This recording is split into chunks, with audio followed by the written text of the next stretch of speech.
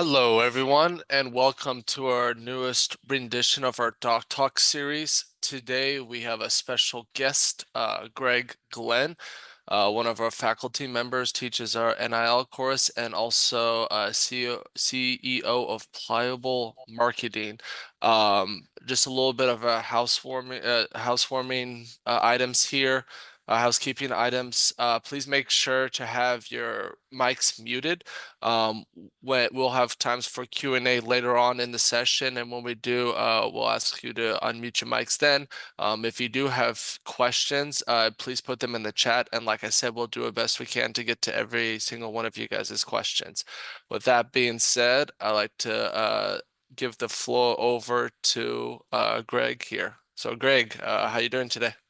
I'm great. I'm really excited to be with everybody because obviously it's been a hot topic, Nick, and I think there's a lot of questions that are still quite honestly unanswered. But it's going to be interesting to see how this whole thing plays out. And already seen Deloitte says they've got about 130 NIL deals that they've seen come through, and some obviously getting approved, some not. So it's going to be an evolving process, but nevertheless, that's why we're all here. As you know. Doc likes to say, sometimes we don't have all the answers, but we're at least going to help you get through there. And if you don't have any questions, you must have all the answers, right? That's what he says. So.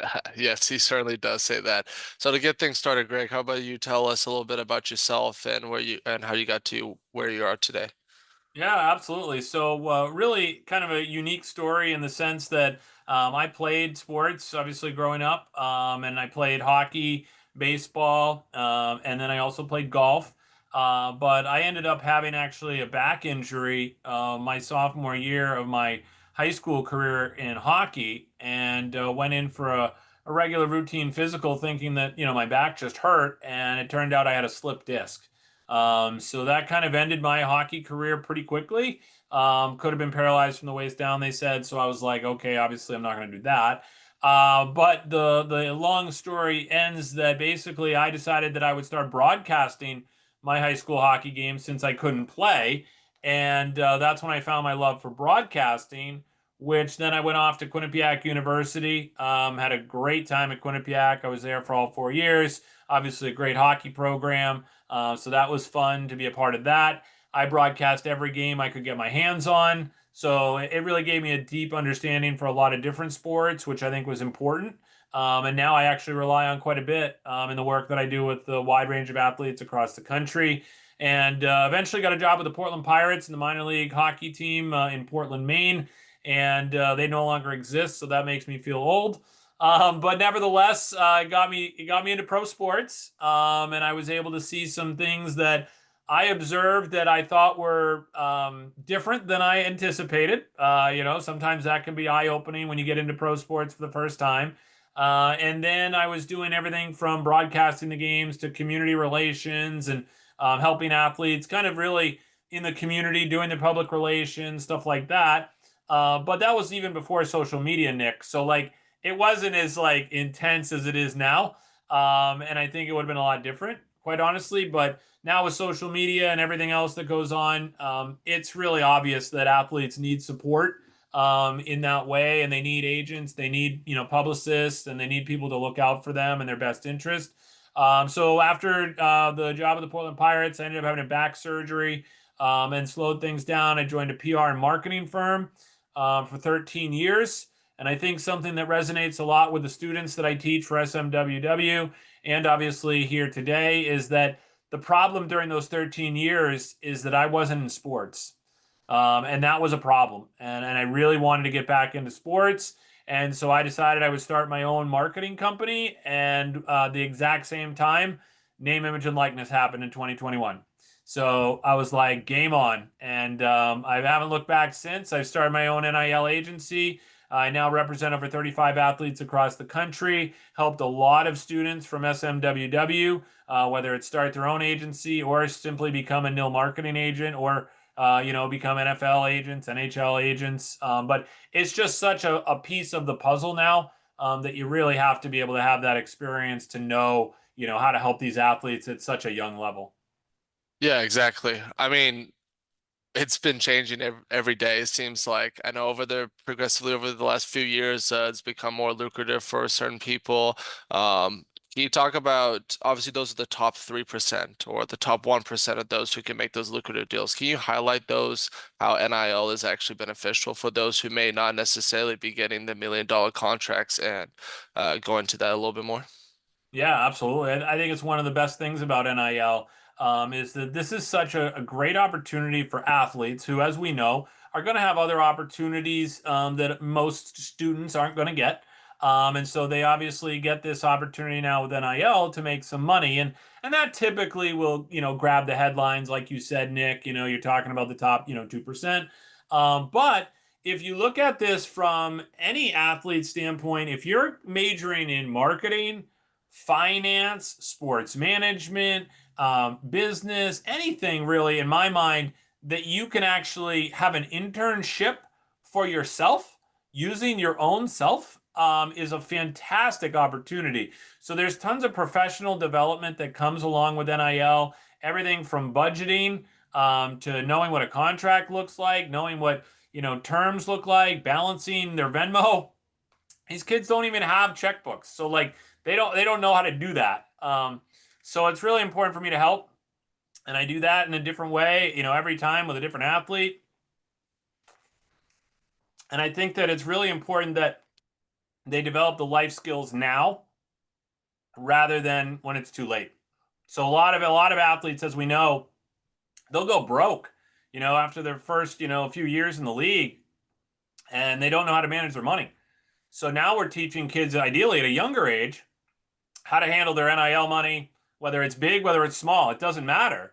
It's still the same concept of, okay, I should be saving some of this money, or how am I reinvesting in it? Am I looking at stocks? What are my tax ramifications?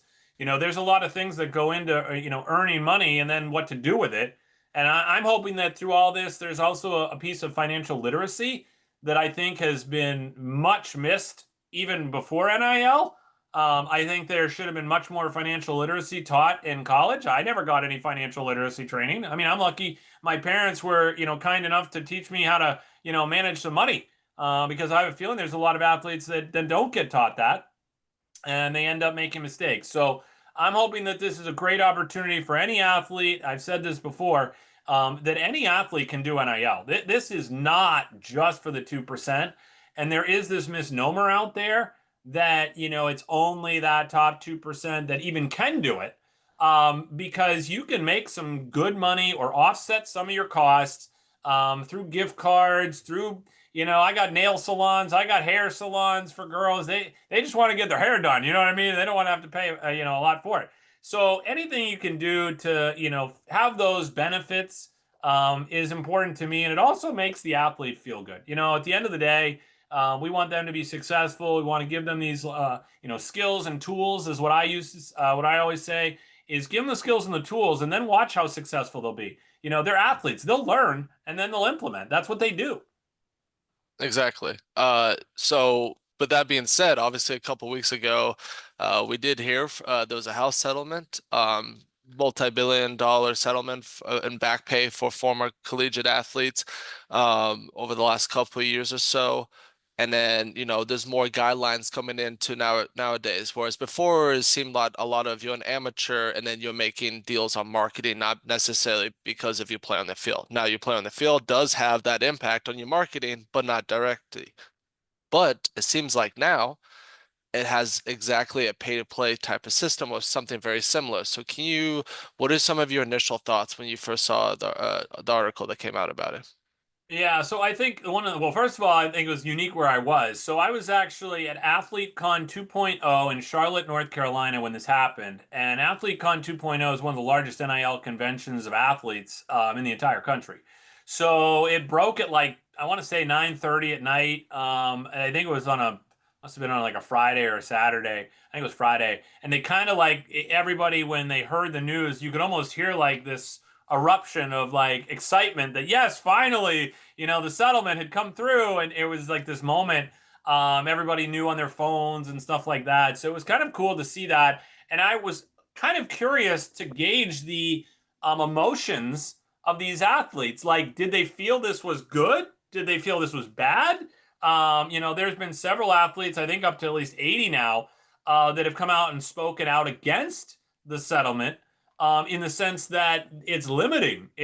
Somebody like Libby Dunn has said, "What's to say that an athlete isn't worth more than what they're gonna, get from their school or things like that?" And so that's going to be another thing to kind of follow. Is like obviously there's going to be incremental increases as part of the settlement, but it really at the end of the day is going to be up to these athletes, as you said, um, to perform, right? So I talk about there's like in my mind there's three factors of NIL that make you marketable.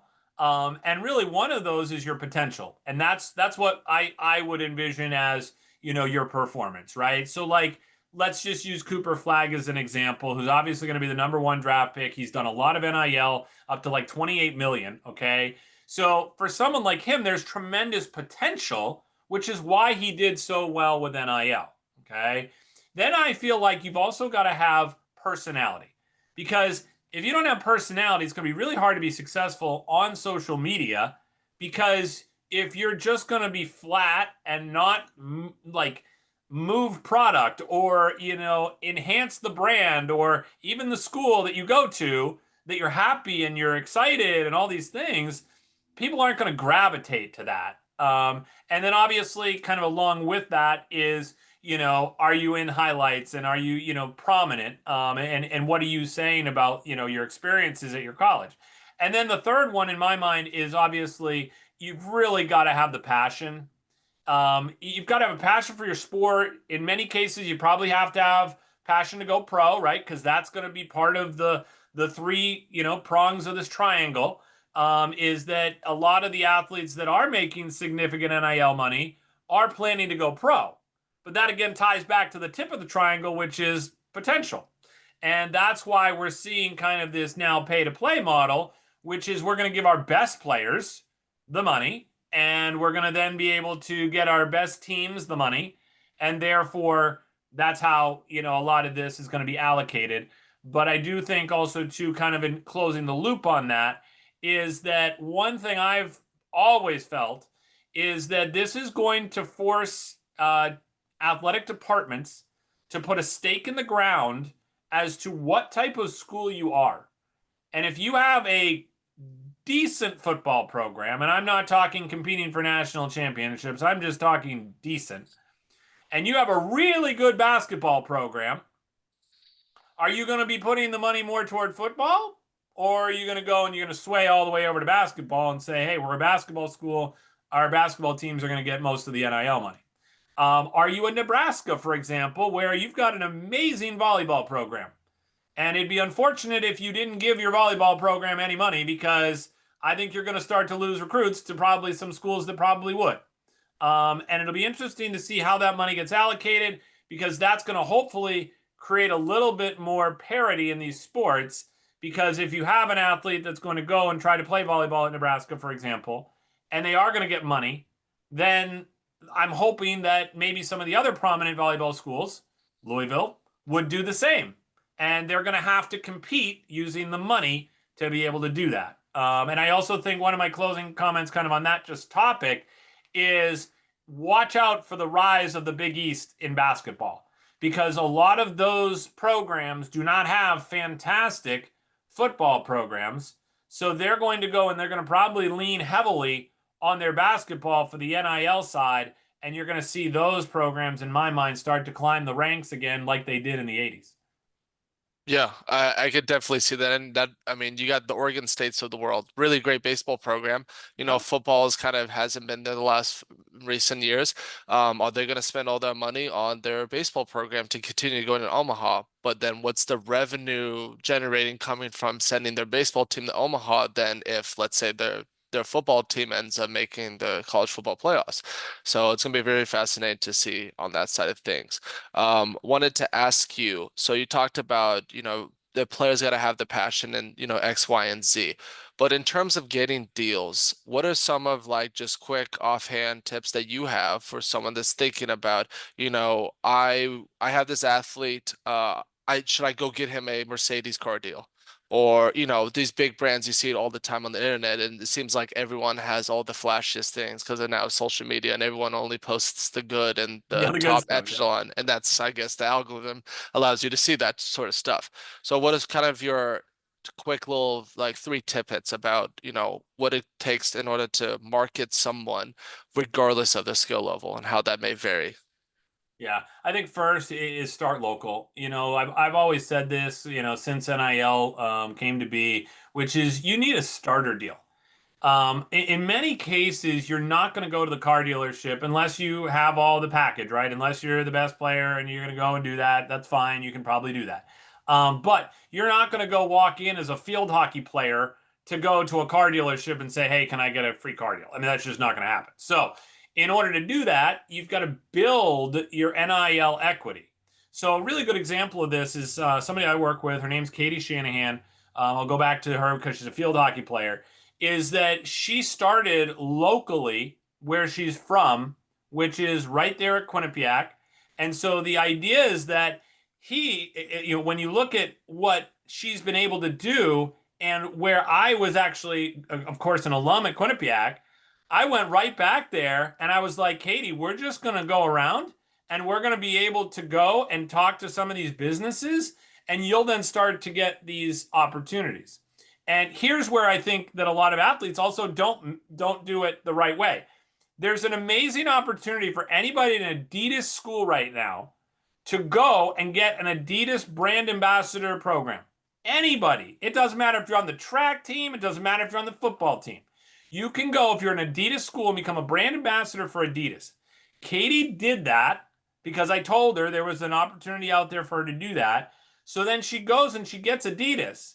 Now, when we go into a business, whether it's a small donut shop or it's a pizza place, we're able to say that Katie is a brand ambassador for Adidas. That changes the conversation dramatically with that local business because now they feel like, wow, she must be important because she's working with Adidas. Well, little do they know that Adidas wasn't at the time paying her any money. They were just giving her a promo code and she could sell stuff and she would make a commission on it. So what ended up happening is she did Adidas and then she did really good content and Adidas started paying her for it because they realized how good she was. And then she started to get more deals. So then she started to get Gillette. Then she started to get CVS. Like that's how you have to build it. And she had her local stuff. She had the Cape Cod Bagel. She had Whitney Donut Shop. She had Greens and Proteins. All these places where she can get a good meal, because a lot of times this cafeteria stuff is junk. And these athletes, they don't want that. So to have a place where you can go and get good food that you really actually like, and you don't have to pay for it, that's a win in the eyes of that athlete that is not that 2%. So I would say it's starting local, getting one, be humble. Like it may not be the best deal you got. Make sure it's something authentic. Like we're not going to go promote cheese if you're allergic to cheese, so make sure it's something you feel good about promoting, you want to promote. I always ask the athletes that I work with, I ask them for at least their top 20 favorite brands, because then I know at least where we're starting from. And there may be already a deal out there that I can easily, like one of the ones right now is CeraVe, the face lotions and everything else. I mean, this should have happened 2 years ago. I have girls that are on my roster that are like CeraVe, CeraVe, CeraVe. It's on like at least 20 profiles. And so then CeraVe comes out with a deal. My algorithm essentially with all my profiles pulls up all the athletes that like CeraVe, and boom, I tell them about it. Then they all go apply. Then they all go get the deal. Like that's how this should be happening for agents to help athletes. Yeah, it sounds like you have a pretty good system going there Yeah. to help out your clients and that sort of thing. Now, talking about NIL agents, so do you view that it's going to be more of a professional agent going to these players to help them navigate the sort of deals that they may be getting when it comes to this pay to play system, and then are they going to have their NIL agents, or is this going to fall all under the NIL agent responsibility? Yeah, what I think we're going to start to see is I think we're going to see the more professional sports agencies start to dip down into the NIL side for that 2%.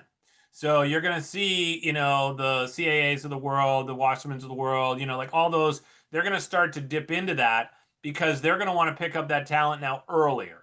And so that's going to be why I think you're going to see a lot of those professional agents, they're going to, or at least the agencies, they're going to start to hire people that'll be in their NIL system, okay, that'll probably be advised by somebody that is a professional agent. Mm. But there's also a very blurry line here about what is an NIL marketing agent and when is the person considered a pro sports agent, because as we know, you cannot be marketing an athlete to go play pro if they're still in college. And so that's a very important line not to cross, because you're going to risk the eligibility of that athlete. And there are laws, there are federal laws in place to prevent that from happening.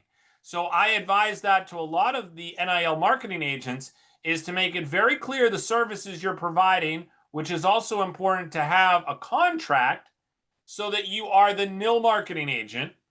And then as the athlete does go pro, or they are in the element of then going pro and you are able to serve them in that role, then you have a new contract. Because the last thing you'd want, I've actually heard stories of this, so this is a true story, is that I've heard of teams going to the NCAA and trying to accuse a player of working with a professional sports agent before they should have, and trying to do that before national championship games, so that then they can get that player removed from the game so that then they cannot compete.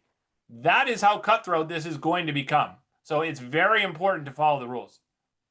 Yeah, I mean, it seems like it can open up a whole can of worms. I mean, recently I just saw today, I think it was Nebraska. They're suing Miami today through for tampering with the transfers. So what like tampering has only been used in like professional sports now. So the bleeding the lines between collegiate athletes and professional lines seems way more, Wisconsin, thank you. What seems way more thin than it has ever been. Do you view that it will ever get to the point where it's just going to be a free fall in terms of agencies, agents when it comes to, representing?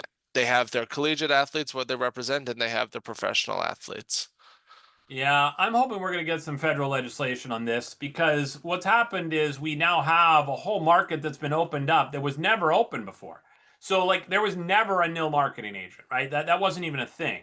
And so you have states that have laws on the books that say you have to register to be a sports agent in this state, and then people are registering thinking that that's for pro, sports. Well, the same thing applies for NIL marketing agents, because you have to get registered in the state, because you are literally representing an athlete, which therefore is now deemed an agent, and that's of any kind. You have to be registered in that state to be able to go and do NIL. And you have to be registered not only in the state where they're from, but you've got to be registered in the state where they go to college. And a lot of people don't know that. And so I'm trying to help get that word out, because what I know is eventually going to happen, Nick, is the NCAA has said that you can have no marketing agents, okay? But the problem is, and kind of to your point back about the blurring lines that are kind of getting crossed, is that what is going to allow the NCAA to, or in this case, maybe it's the College Sports Commission, we don't even know at this point who's going to be trying to run this thing. But the idea is, where are they going to be able to go and find out if this person is a legitimate agent or not? And what's the vetting process going to be like? Well, the NCAA created a program called Teamworks, where agents are able to go in there and actually file that they are a NIL marketing agent. The problem is there's no like proof or validation that you are even capable of this role. So I believe what they're going to end up doing is they're going to say, we need your license agent number in XYZ state that you're in, and also the other agent, registration numbers that you might have for other states you're in, because you can't be representing everybody if you're not registered in these, states. So I think that it's really important that if you're going to get into being a NIL marketing agent, go ahead and get registered in your states, because I know what's going to start to happen is that they're going to start to eventually crack down on it, and you're not going to want to have to go back to your state and then have to register because you had to scramble to figure this thing out. And oh, by the way, this isn't free. So if you, let's say, were in about 6 different states where you wanted to be working and you already had athletes and you're off and running, you're thinking everything's great. Well, if you're in Oklahoma, for example, registering to be a NIL marketing agent is $1,200. So, like, you can imagine that's going to be a hit to your budget if you got to go and then go do this. Every state is different, by the way, so not to scare everybody with Oklahoma, but like Florida's 630, Minnesota's like 500, Indiana's 700 for 2 years. It's all over the map. And that's why I'm saying we really need to kind of have some federal legislation that's going to allow this to be a standardized, system across the board. Right. And NIL at the end of the day was created in order to help give athletes freedom, get paid for what they're worth and not just have universities use them and make their revenue and there's no financial returns. Uh, but it seems like with that settlement, there's now going to be a couple companies or organizations that are going to be, if not anything, prohibiting and an expansion of that. So like NIL Go, they talk about is now going to be they're going to be the ones that are going to be the standard for what is every athlete's market value, right? And so maybe one person's point of view is different than another person's value because they're not the ones at that university. They may feel that running back may be the most important person because they needed a running back or the X, Y, and Z depending on the sport. And if someone third party that's not in there doesn't know the value of that person on the impact, which is kind of confusing. And then they have this other mysterious company, which they call Enforcement LLC, where they're going to be, if, these schools don't necessarily go by what NIL goes for the market value and offer them higher, that they'll knock down the pricing that they gave for the athletes. And then, penalize the universities. So I don't know, does that seem very free for the athletes, or does this seem more like okay, well, NCAA wants control back over this whole thing? Yeah, so I think it'll be interesting to see what happens with that because I've thought about that as well because there could be arbitration here about what is the value of an athlete because the value to an athlete is the like let's say there was, and again I'm going to come up with a hypothetical situation here, but if I'm FedEx, okay, and I want to work with a guy whose last name is Shipping, right? Hmm. Like I'm like the value to me on somebody with the last name Shipping is like extremely valuable. So it may be that he's like the third string quarterback, but my to me as a business, that value on him is very high. You're right. It's like how are they going to determine that? And is it just going to be on their play? Is it just going to be on their performance? Which it's, again, that's going to come into play. The other thing that I think is absolutely ridiculous is the fact that NIL, you can't provide benefits for performance. Okay, that's essentially what they just did. like with the whole entire settlement is they're basically now awarding it to the best athletes who have performed. Now, what they mean by that, really, okay, and if we want to get technical about it, is that they're basically saying in a contract, a brand cannot say if you score 10 touchdowns this year, you're going to get another $1 million.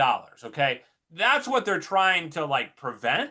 But what they've already done is they've made this pay to play based on your performance. So like to me that's kind of crazy. But to back to your original point is that I think that there's really in my mind an opportunity for brands to then go and create their own NIL deals. So much like a collective usually would have done, which are, for those of you who don't know, glorified booster clubs that were giving them this large amount of money. And that's where the problem has been, is that they were then, inducing recruits to come and giving them millions of dollars from the collective.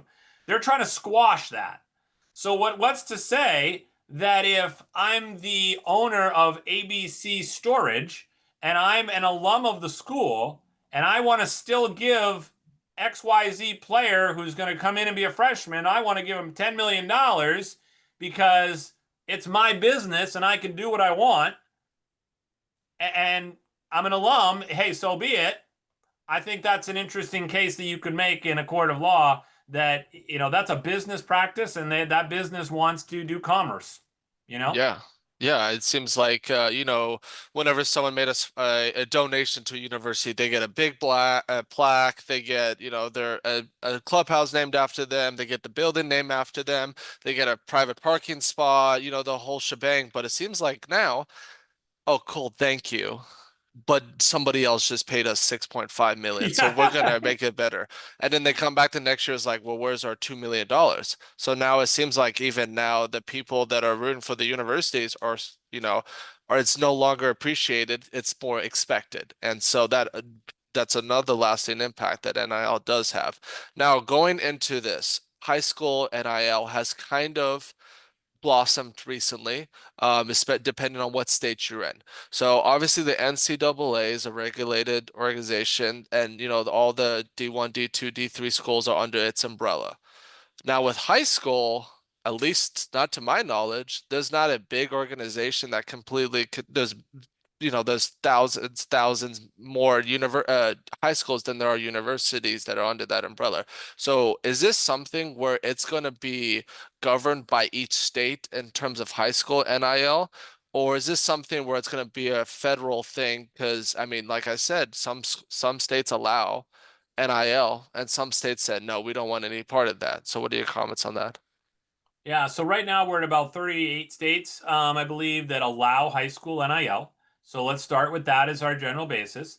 I think that this was something I knew was going to happen. How is it not going to happen? In the sense that if you're going to get college kids doing it, well, the natural progression is to go right down to high school and say, why can't I start now? So that's been certainly something I anticipated. I do work with about right now. I'm looking at the roster. There's probably about six high school athletes that I work with right now. And the idea is that, yeah, you can absolutely start. You can start building your brand. You can go get some smaller deals. Obviously, if you're a better player, you can go get bigger deals. But the idea is that one, I think you've identified something that's important. There's going to be a fork in the road here, which is okay, could the NFHS, the Natural Federation of High School Sports, do they want to step in here and take this on? Based on what the NCAA has done and been a mess, I think they want no part of it. I don't think that would be a smart move. If you want to look at it from the state's perspective, I feel like they can't keep up. We're going to run right into the same situation that we ran into here is that the colleges were complaining that in certain states they were allowing certain things to happen. Tennessee was allowed to be one of the first states to pay their athletes, right? And then all of a sudden that started this kind of like snowball effect of there were two other states that started to do it, and then everybody started to do it. And then that's when the settlement really started to like need to get pushed because there were problems because each state was now creating recruiting opportunities because they had different laws on the books. And they were actually literally, I've never seen legislation get passed so fast. Like they were trying to get stuff on the books so that then they could actually recruit versus another state that couldn't do the recruiting because of the NIL stuff. Texas being one of those. So the idea was that now we've moved this forward at college. We're going to see the drop down effect to high school. We're already seeing it. And there is no way that these athletic directors at these high schools are in a position to try and enforce NIL or do anything. Because the other thing is there's no reporting in high school. So we just talked about reporting with Deloitte and all these other things that happen at the NCAA level. Well, what's to say right now a high school athlete couldn't get paid $3 million by a brand, and be able to have an NIL deal of that amount? It's absolutely possible. But there's no disclosure process. So how are we ever going to know? And so that's why I think we, again, going back to the need for legislation, is we've got to clean up first the college part, okay, because that's the big priority right now, and then we've got to take those templates that are going to get put into place, because I saw it when NIL came out for NCAA kind of rules and regulations, is that a lot of high schools would actually just copy and paste the language about like can't use logos and marks and can't, do all these things. They basically took all of that and then just put it into their high school NIL policy and said, we're done. But they're not done because there's so many more questions that are still yet to be answered. Yeah, absolutely. Well, it's gonna just continue to roll in with the punches as they come out. Andrew, we're gonna take a couple questions Yeah, there's a from lot of good his. questions I saw popping up, so that's good. Andrew Legis, you had a question in the chat. Would you like to unmute and ask it? Yeah, 1 second here. Just eating a snack, listening to the knowledge being dropped today.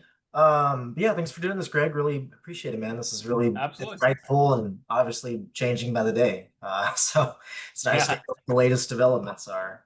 But kind of, yeah, a few thoughts from the chat. I think overall, where do you see this headed? Do you see it being where the College Sports Commission, as it is now, becomes that national entity you're talking about that regulates the agent rules all over, and then they give out the licenses to say, hey, you can be an agent, you can't be?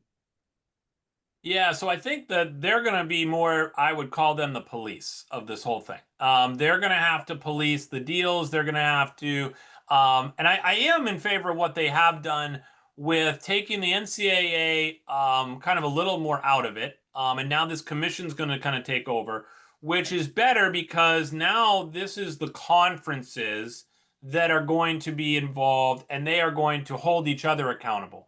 Versus if you had a problem before, right? If you're the Big Ten, you go to the NCAA and you say, "Hey, I got a problem with the SEC or something they're doing."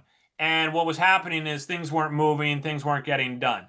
Now, where you're going to have everybody at least in the same room on the same playing field, is that I think they're going to try to police each other.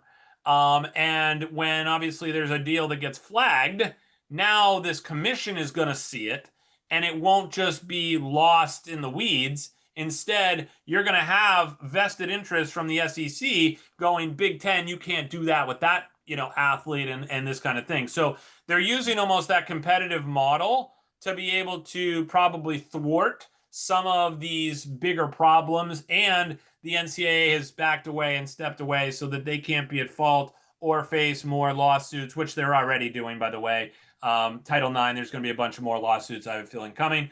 But the idea is that this College Sports Commission is ideally going to efficiently operate and help NIL become a little bit more clear.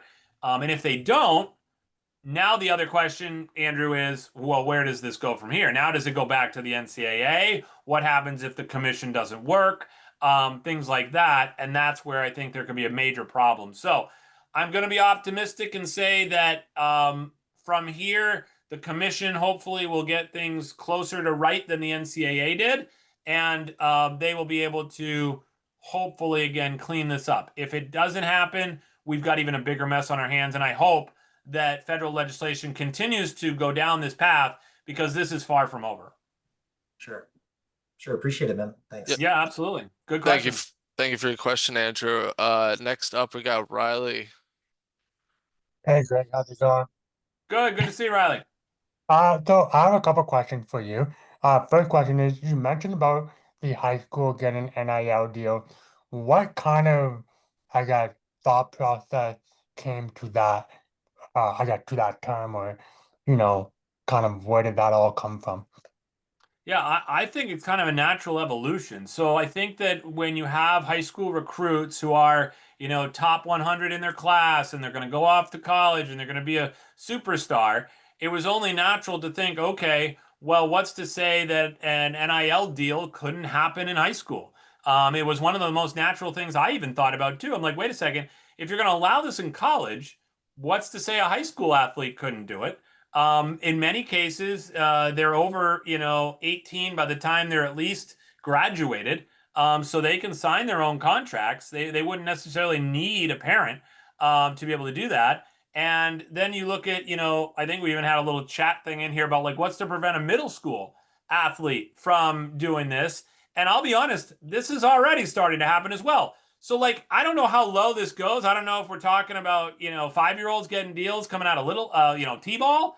But the thing is like this is only going to go lower and lower. So I actually, when NIL started, I heard about an 8-year-old who already had a hockey stick deal because they put it into place and the parents did it and all these things. So like I don't know where this ends. The other thing I said too in the Wall Street Journal article, which is I'm big in favor of athletes making money from their name, image, and likeness and the work they put in, because we've got YouTubers out there at 8 years old or even younger that are making these videos and they're selling them and they're doing all kinds of things and making millions of dollars. So, hey, let's just give them the financial education. That's all I ask is like, if you're going to start to do this, let's make sure it's on the up and up. Let's make sure that kids are protected, they're not taken advantage of, and that they're going about it the right way. And maybe there does, honestly, at some point here, probably need to be a minimum age for an NIL deal. You know, let's call it, I mean, 12, whatever you want to call it. But like,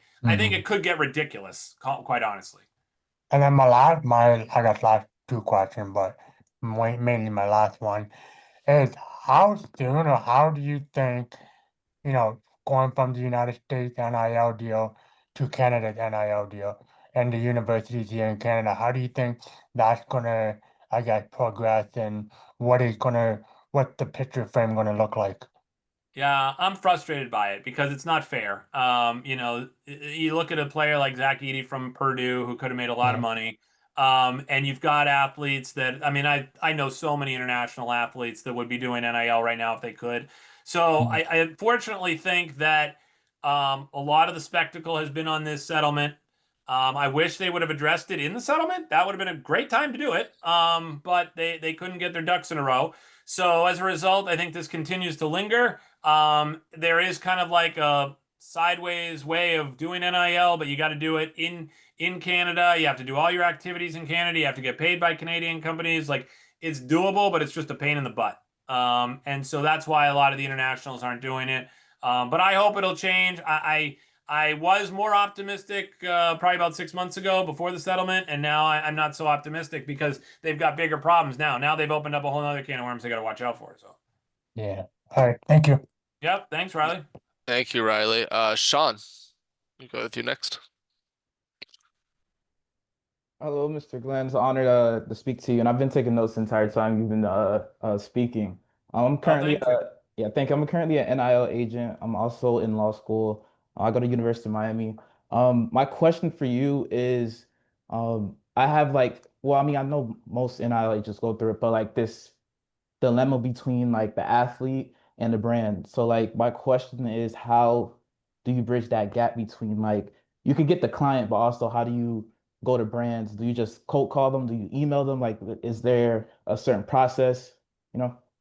Yeah, so one of the things we talk about the NIL course, which I highly would recommend, by the way, for anyone that wants to become a NIL agent, is that you really have to, like you said, get the athlete first, right? Go get your roster. And then what I do with the athletes is I build out their profile. For me, it's over 100 questions that I ask them. I get to know them, what their likes are, what their interests are. And then ideally, through that process, you're identifying maybe these top 20 brands that they want to go after. It can be small, you know, Bill's Pizza, you know, it can be something small like that. Or it may be CeraVe, like I was saying before, with a large brand and face, you know, lotions, all that kind of stuff. I think the biggest thing that you probably would benefit from, if you don't know already, is like obviously these NIL platforms Mhm. that are out there. So we're talking about Open Doors, Icon Source, Influencer, Spry. You know, there's probably about 10 different platforms that are really good. Post Game is one I really like. So the idea is that, you know, what you need to do is probably go find those deals that then relate to the athlete on those platforms. That's where I've done what I call nil shopping.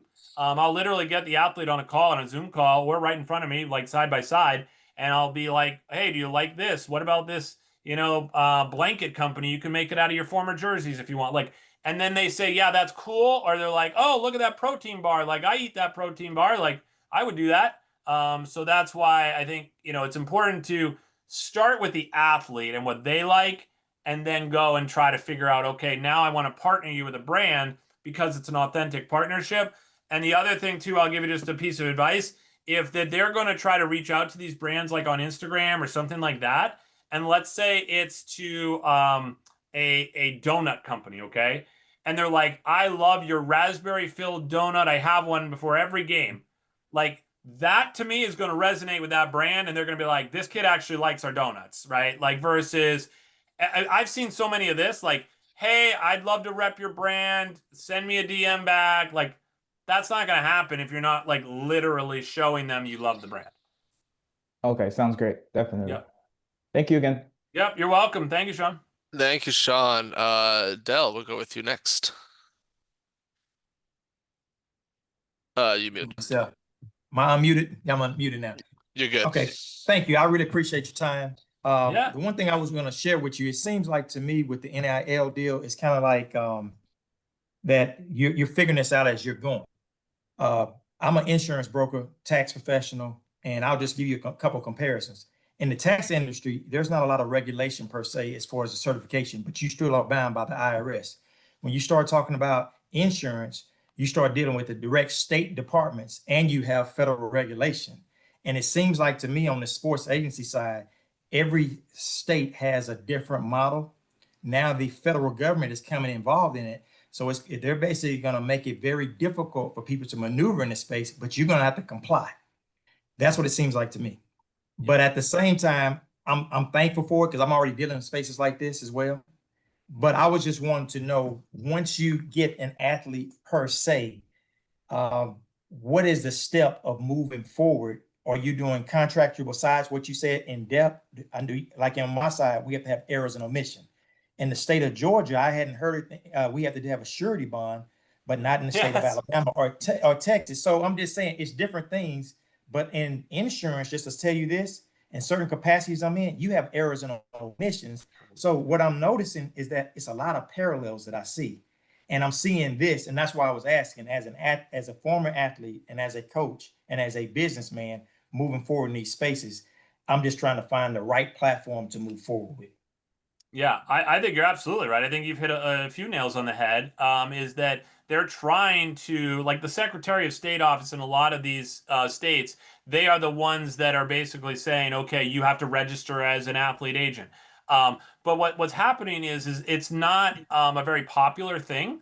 So I think they've got bigger fish to fry, and that's why they're worried about the bigger industries, right, of the world. And I mean, I've called certain states, and they're like, what department are you looking for? Like, athlete agent, like, so versus your system and everything with insurance and all that, that's all ironclad and everything's already laid out. Right now we've got all kinds of different things. And so going back to your question about contracts, is yes, I have a representation agreement with the athletes that I work with. Very important. I'm big on contracts. So that's one thing I've said from day one, is to have good contracts, not only with your athlete, but then, of course, with the business or the brand, because I've seen deals go sideways when there's not a record of, well, how many posts was I supposed to make? Was that a story post? Was that a picture post? Was that on Facebook? Was it TikTok? What am I, and that you just have to have these understandings. And when you have a contract, and that's also, by the way, where I think NIL went wrong from the Wild Wild West perspective, is that there were no contracts. Everybody was doing whatever the heck they wanted. There was no contracts, and that's why we got ourselves into transfer portal messes and how much money I'm going to get from the booster club and everything else, is because there weren't contracts. And to your point, this industry is very slow to evolve, and it's new. And so once we get to a point, maybe it's 5 to 10 years from now, we're in a much better place, but we're not there yet. Okay, can I ask one last thing? Yeah, go ahead. Okay, the last thing I want to ask you, moving forward, do you do a standard like flat fee, or do you do more of a percentage? Even because I know with the sports. Yeah, so I'll be transparent about this. This is probably a special, unique model, but this is the way I decided to do it because I'm a business person and I know how this would have worked if I didn't. So I am working with all athletes. I don't necessarily care if you're, like we said, smaller sports, non-revenue generating, or whether you're the top football player in the country. Okay. I have a process where I charge the athlete $500 initial startup fee. The reason I do that is because in college, okay, and I understand from an agent perspective, that's kind of unusual. Well, if I don't do that with college kids or high school kids, I'll have 100 athletes and no one will be doing anything. And that's going to be a waste of my time. So I have them commit with that initial commitment, and then they do get some services for that, by the way. It's not just pay $500 and then that's it. And then I do 20% commission. And I will say, let's just put this out there. The industry standard right now is 15 to 20% for NIL marketing agents. Now, I will also put a caveat on that to say, if this is an NIL deal with a school and it's, a collective, or it's the NIL money that's coming in, I don't think that an athlete agent, a NIL marketing agent, should be making 20% on a $1 million deal if you've just literally started representing that athlete. I don't feel that that's right. So I think it does have to, I have a scale that I use to be able to do that. But the point is it is commission based. I don't charge them another dime once they do that. It's only commission, because I also know as college athletes and as a college student, I wouldn't want to have to face, $100 a month as a reoccurring fee. So I'm rewarding the athletes that do NIL deals by then having them pay the commission. The more active you are, obviously the more deals you're going to get, but also the more commission I'm going to make. Thank you. Yep. Thank you, Dale. We'll go with Chris here. Hey there, can you hear me? Yep. All right, perfect. Thank you. So I'm actually currently in the baseball analytics course here at Sports Management Worldwide. So I might be coming at this from a little bit of a different angle than everyone else who is talking more from an agent's perspective. Do you see a lot of colleges, especially like at the top end, coming up with parts of their athletic department to help deal with NIL, or is it still kind of all like free form? And if so, do you think like do you think there will be eventual development to where colleges might get more involved with like, setting agents and different companies in the local area up for NIL deals? Do you think there's a future there? Because one of the things I noticed when I was watching the Women's College World Series was like the pitcher from Texas Tech apparently had like $1 million NIL deal, Yep. which to me I was like, wow, I didn't realize. She's Granted, got two of them now. She's got two of them now. yeah, I mean, granted, she was like, pitching every game and striking everyone out. I mean, but like, I was surprised that softball was getting that kind of money. So, I mean, do you see college athletic departments starting to develop parts of their department to help deal with all this, or are they still just kind of like, agents and everyone on the outside can deal with it, and we'll just let them play on our team? Yeah, so basically what's already happened is the cream of the crop, let's call it the power conferences, they have robust compliance departments.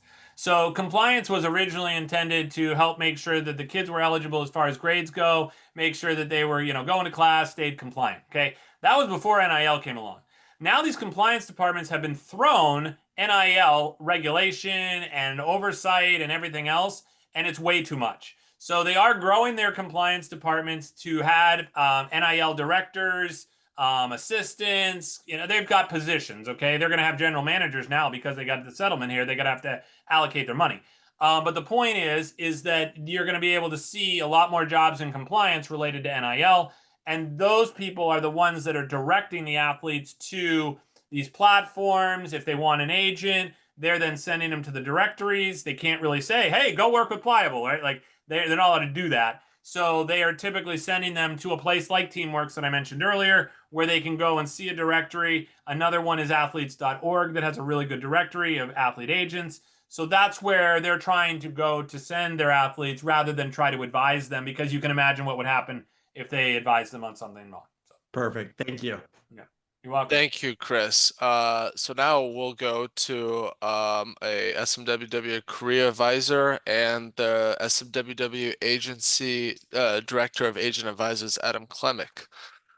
Yes, so I'm Adam Klemick, work for Sports Management Worldwide. I'm the director of the agent advisors. So, Greg, I get a lot of your former students coming into my Zoom calls on Wednesdays. Hey, I have a couple questions. Just so I moved from Portland back to Green Bay, Wisconsin. That's where I'm originally from. I've represented 10 guys in the NFL. I have connections to all the different NFL teams. When you mentioned about registering in the different states, so Wisconsin right now, their high school kids cannot get NIL deals. The WIAA, they've had 2 rulings already. I think there's another one coming up in October. Yeah, I've been following that. That's an interesting state. Yep. Yeah. So first of all, so let's say in the state of Wisconsin, I form an LLC, Adams Marketing Agency or whatever. I form the LLC. But I'm doing marketing for my buddy's bar down the road, I'm doing marketing for my brother's company, whatever it may be. When I'm registering in the state of Wisconsin, couldn't I just register as an LLC business license, but then still do, if I wanted to do NIL deals for anyone at University of Wisconsin Green Bay, they had a top 150 recruit on the men's basketball team. Could I bypass actually registering as an NIL agent in the state of Wisconsin? Well, I guess so. I'm trying to understand here. Are you trying to be a business to then do an NIL deal with an athlete? Yeah, like we could be doing marketing for other businesses, but it just so happens that I know a little bit about NIL. They have a top 150 recruit. I know the car dealership that the owner graduated from UWGB. He has 6 car dealerships, and he wants to give the kid, an extra 40 grand a year to stay at UWGB. And I can, and I the deal. Yeah, so I mean, that's where again, I guess the law of the land would be that they're not allowed to do NIL deals. So I think they would qualify anything that is sponsorship related or them receiving any money or monetary benefits. So it could be a car deal, whatever it is. Like if they're receiving these impermissible benefits, then that would be, in my mind, considered an NIL deal, and they would probably shut that down. Now, I'll say this, like, again, this is what's wrong with the whole system where we started before, which I was saying is, you tell me who's going to enforce that and know that that's going on. Okay. And then until the only way they're going to know that that's going on is till if there was deliverables that said you need to post sitting in your car that you got this wonderful car from our dealership, and the kid's like, hey, on my new car, like obviously they're going to know about it, right? But like this is where there's also a problem where has been identified that we could be going back to the under the table system, which is okay. We're still going to want to help that recruit that you just talked about. I'm the car dealership. I'm like, hey, here's some money, etc., whatever. I'm saying this is not right, but this is a hypothetical situation where then they could go and they do that, and then all of a sudden he's in college, and oh, what a surprise, he's got a deal now. Like, oh no, I'm saying he's already in college. Could I go about it that way? Oh, if they're in college, absolutely. Okay. That's absolutely, yeah. So and then the other thing I've noticed being in Wisconsin with the high school, getting back to the high school athletes, and not being able to have NIL deals. So I have a good friend, his 2 daughters, they're 2 years apart. One's ranked number 1 in the state for girls basketball. The other one for her age is ranked number 3. The one just took a deal, but what he tells me, when it comes to NIL and the kids that are in high school and like positions to where his daughters are, the parents don't have any. He asked me a lot of questions. The parents don't have any information about how NIL works, anything like that, how to build their social media while they're still in high school so that they're more valuable in NIL when they get to college. So what I've been thinking about is, why couldn't a person like me, I would end up getting help from you and go through your class, going out to the different high schools and just say, hey, I'm coming in to educate you parents in regards to what to expect. Not every kid's going to D1 and getting, $1 million. That's not how, that's not how it works. Yeah. But holding seminars at these high schools, I mean, the surrounding Green Bay area is probably around, close to 400,000 people, with several high-level high schools that, Therese Halliburton came out of Oshkosh North. And he's in the NBA finals. So just going out and holding seminars and educating these parents, is anyone else doing that?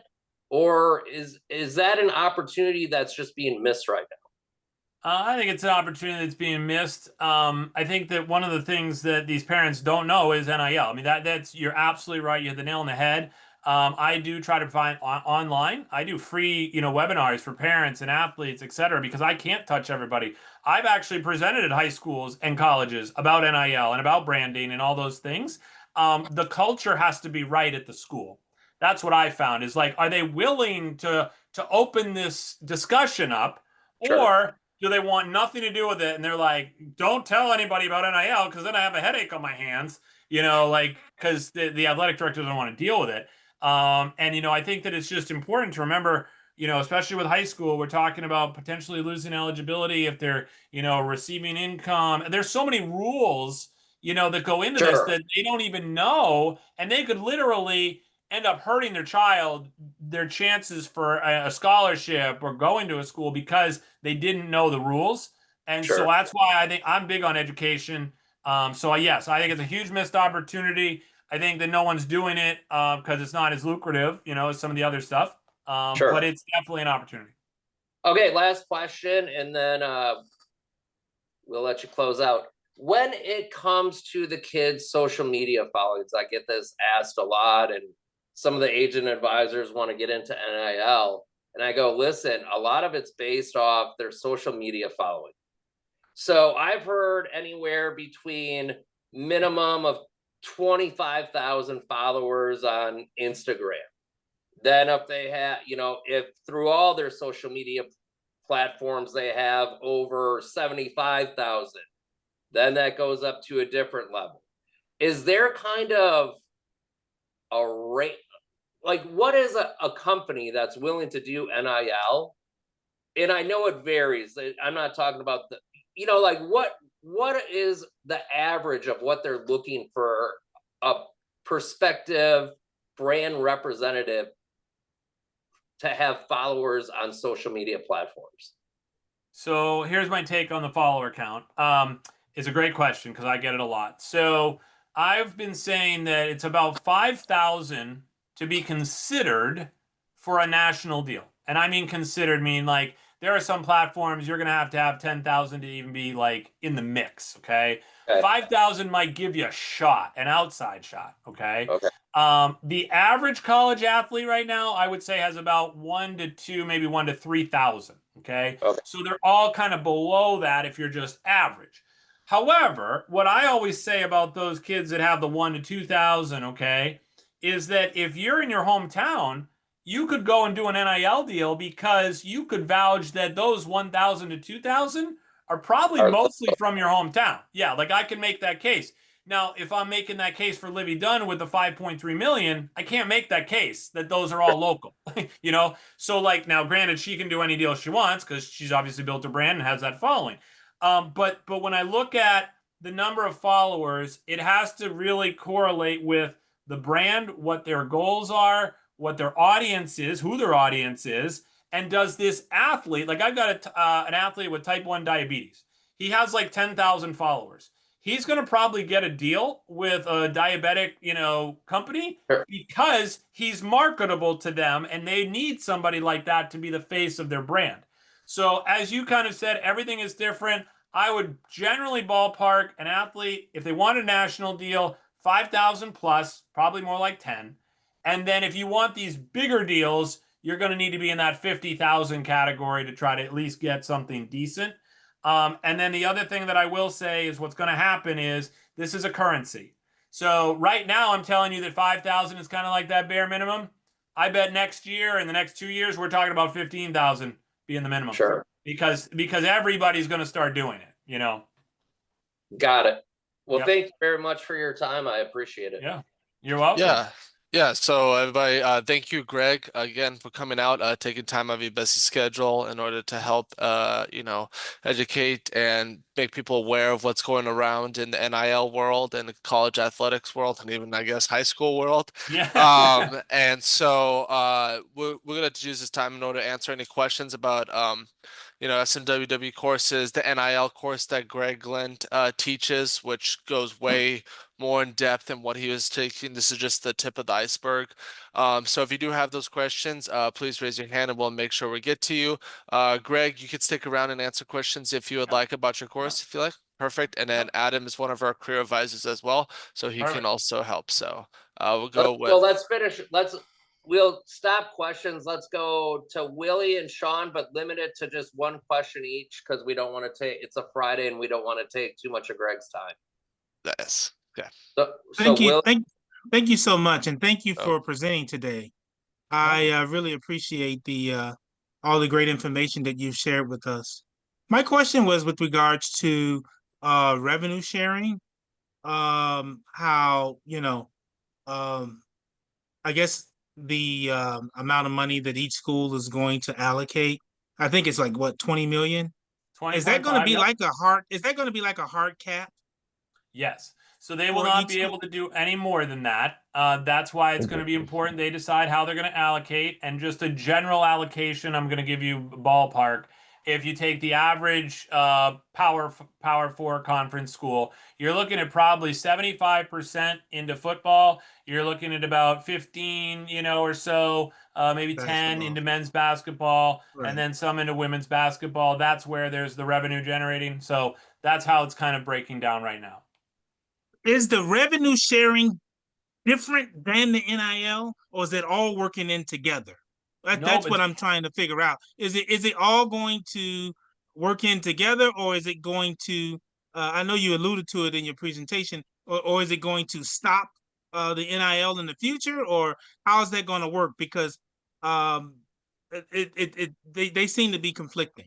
They don't all seem to be working together. Yep. So the NIL money, the settlement money, is the 20.5. That is Right. what's going to get, shared with the athletes at the school. Now, where this gets confusing, but this is the And opportunity. that's only if you buy in, right? That's only if your right. school You have to opt in. The contributed. school has to opt in. Yep. The school has to opt Which in. means There they're going are to help with the lawsuit. They're going to help pay off the lawsuit, right? If you opt right. in. So there's other back payments. That's more the back payments that are related to the 2.8 billion. But moving forward, let's just talk about the 20.5. Is that's what's going to be allowed by the schools who opt in to pay out. Some smaller schools, some mid-major schools may actually opt in, and they may give like 10.5. So they might not be able to do the whole thing, but they still might opt in versus opting out, which obviously is going to be a big difference for getting recruited. Oh, okay. Thank you for your question. Really, we'll do Sean for the last one here. Okay. Hi, Mr. Adam. I think I emailed you like a long time ago. I did the salary cap course with Joel, Corey. Joe, So this is my first time seeing you in person, so that was pretty cool. I don't really have a question. I'm gonna be at the Vegas basketball conference. I just want to know if you guys are gonna be there or not, or I could look forward to seeing you guys or not. I'm up in the air. You're up in the air? I don't know if I'm gonna be there or not. Okay. Well, you should, but I understand if you don't, but I want to meet as much people as possible.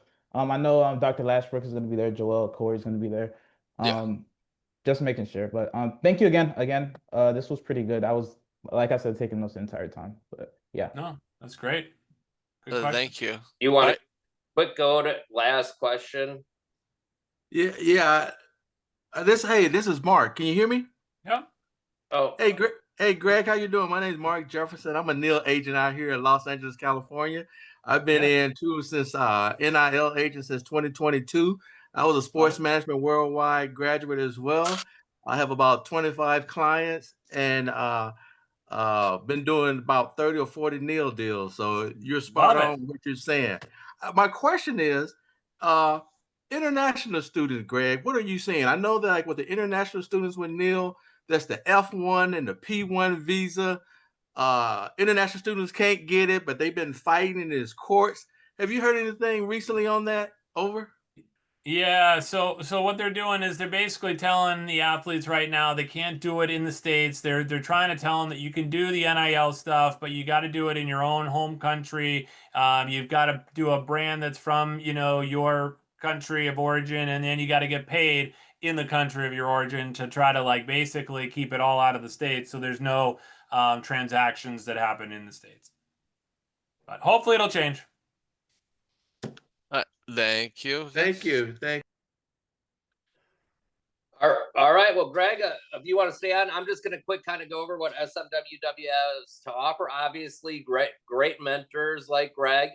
A lot of you, I think, are alumni of the NIL course or maybe thinking about it. Greg is the best guy to learn from. He's been in it since the beginning. If you are an alumni of SMWW, remember you do get an alumni discount. And then we have other courses that go anywhere from scouting, analytics, broadcasting, sports media. But all of our instructors, like Greg, have all worked in the profession, whether they're former GMs or scouts.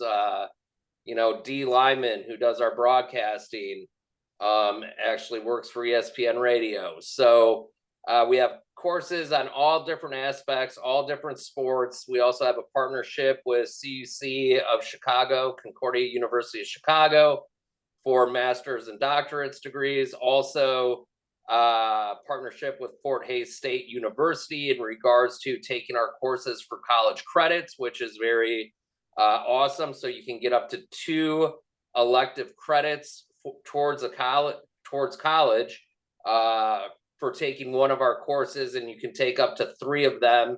And Fort Hays State will then transfer those credits over to the college of your choice that you're attending. Obviously, several conferences. We have the NHL draft conference coming up in LA next week. Then the basketball conference in Las Vegas on the 12th and 13th. Then the baseball winter meetings. Those are always a great experience. Like I said, I may be attending Vegas, but that'd be mainly to help out some of the agent advisors because they have players going to the exposure camps. If you have taken Greg's course or any of the agent courses, we do have an agency side of our company. So you can come in, fall under the umbrella. You still have to, like, I have to be registered in the state of Wisconsin to work as an agent. But like I mentioned, I've represented 10 players in the NFL, which I started out, like Greg mentioned, small. I had Kyle Sloter, quarterback. He was a backup in Minnesota for a while and then kind of bopped around the league, but he was in the league for 8 years.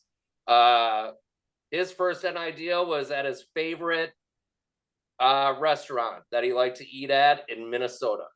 And he had a social media following, and it wasn't a big NIL deal. You know what? All it was every time he went in and ate, he would take a picture of the food, brag about how good it was, and basically they'd give him a $300 gift card every month to go in and eat and just post pictures of the restaurant. And then he got like quarterback at QB54 was another company. He became a brand ambassador for another startup water company. But anyways, that's how NIL deals kind of start, getting back to Greg's point.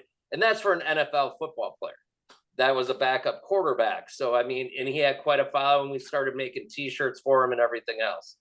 So, I mean, once again, if you have taken any of the agent courses, we have the agent advisor program, which I oversee all the agent advisors. I've done football, baseball, basketball, and hockey. I stay away from soccer. That's a whole nother animal that I don't know anything about. So I stay away from that. And if you're new to SMWW, go check out the website, smww.com. You'll see everything we have to offer. And like I said, all of our instructors are just like Greg. He knows what he's teaching, and it's interactive. It's not like the instructors are lecturing to you like trust me, I have a college degree, and Greg's not just having you read out of a book and then going to a lecture, a Zoom call, and then having him repeat everything you just read back to you. No, he wants you asking questions and interacting. So that's what we have to offer. We always do opportunities after the courses. We redo your resume. We have a job links area. We have a LinkedIn alumni page of graduates that you can network in. So it's not only what you're learning in the courses, but also the network involved as well. So thank you guys all for coming. Greg, thank you again. I got to take your course because I think there's opportunities being missed just in my state alone. Yeah. I don't know. Absolutely. I'd love that. Yeah, so thank you, Greg. Thank you, Adam. And for those who are wondering, the soccer person to talk to in agency is Mikhail Suchi. So we're not gonna leave him out. Yeah, so he's FIFA certified. He teaches our soccer agent course and our FIFA agent prep course, which all the FIFA guys who were in that course took that test on Wednesday. So looking for those to join the agency and go out to maybe be agents as their own. But like I said, we're here to help. We want to help you get a job in sports. We want to help you keep a job or progress in your job in sports, whatever that looks like an individual. But like Greg says, education is important because you got to know what you're doing in order to get your foot in the door. But when is the next class starting, Greg, for the NIL class? I'm taking the NFL licensing exam in July. So I wanted to do something after September 15th, July 21st. I believe I wanted to do something after July 21st, after that NFL licensing exam. I didn't want to do anything that conflicted with that. I believe it's September 15th, I believe, as of right. Are you in the NFLPA prep course? Yes, I'm in the prep Oh. course with Joe. Okay, good. Yep. So I got it September 15th as well. So yep. I'll see you in that course then. All right, sounds good. I'm looking forward to it. And you guys will all, Nick, everyone attending or that signed up will be getting an email summarizing and a recording as well. Yeah, so the recording needs to be rendered, and so I would anticipate that towards first day, beginning of next week, once it gets all situated, so that when you guys can be able to get it, you just click and get it. So great. Perfect. Well, thank you guys again for taking time on your Friday. Greg, thank you again. Adam, appreciate it. And hope you guys have a great rest of your day and watch the news for more NIL chaos. Nick, there you go. Have a good weekend. Thanks, guys. It's happy hour in Wisconsin, Nick. Come on. There you go. Later. All right. Thank you.